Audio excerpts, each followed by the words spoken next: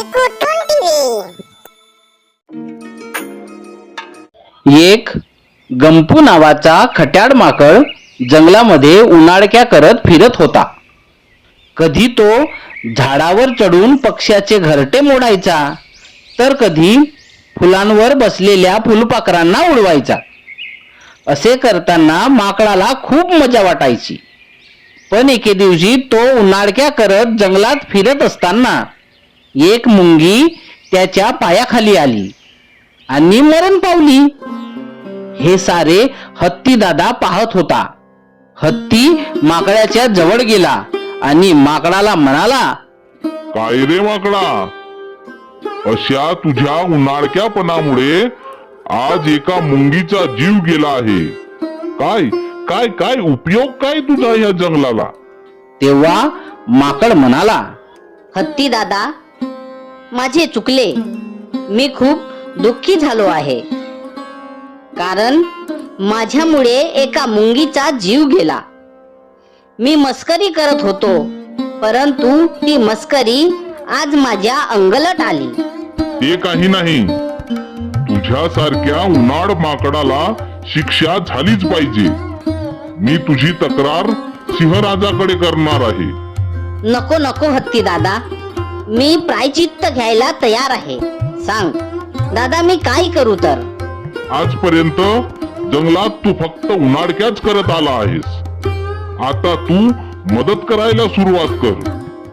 त्यासाठी तू दुकान सुरू कर.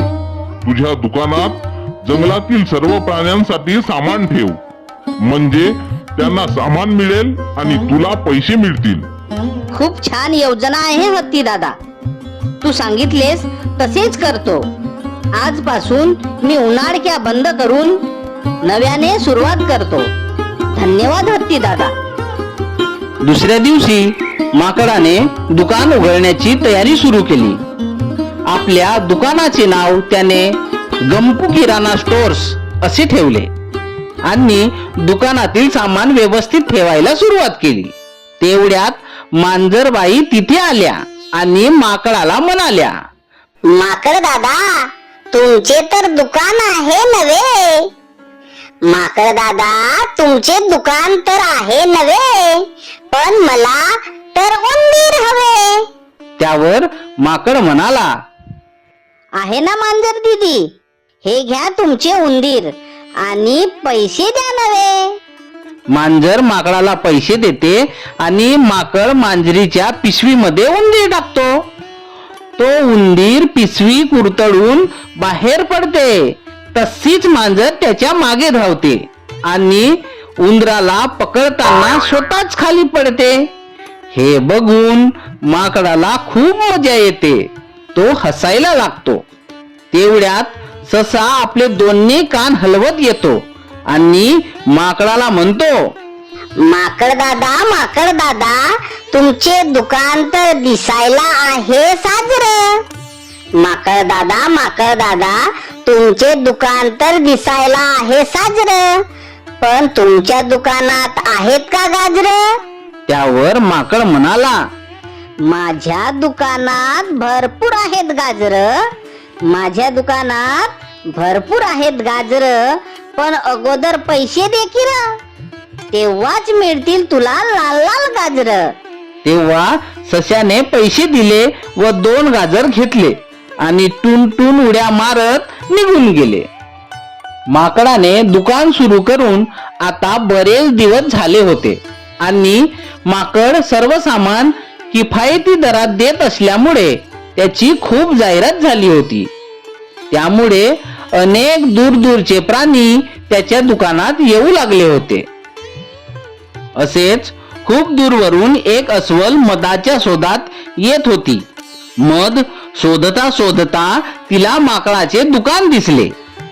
ती दुकानापाशी आली आणि माकडाला म्हणाली, माकड दादा, तुमचे दुकान तर लई दूर आहे. तुमच्या दुकानात मध आहे की नाही आणि त्याचा भाव सांगा काय? त्यावर माकड म्हणाले, अस्वल बाई, माझे दुकान लांब आहे, त्याला मी तरी करू काय?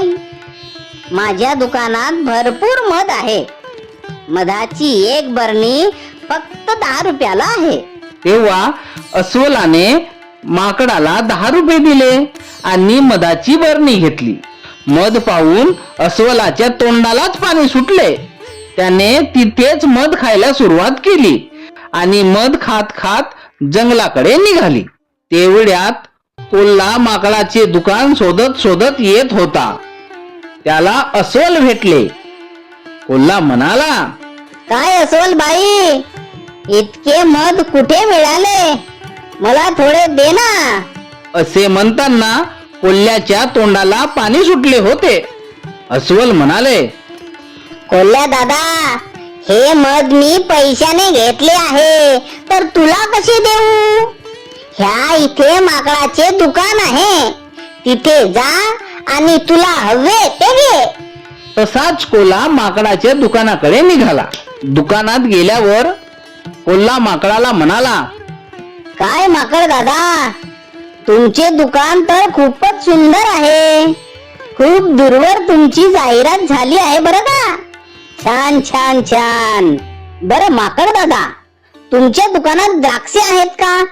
मला काहीतरी आंबट गोड खाण्याची इच्छा झाली आहे.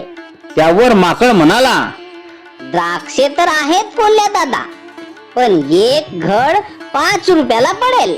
तेव्हा कोल्हा आपल्याकडील पैसे तपासू लागला, परंतु त्याच्याकडे एकही पैसे नव्हते. मग काय?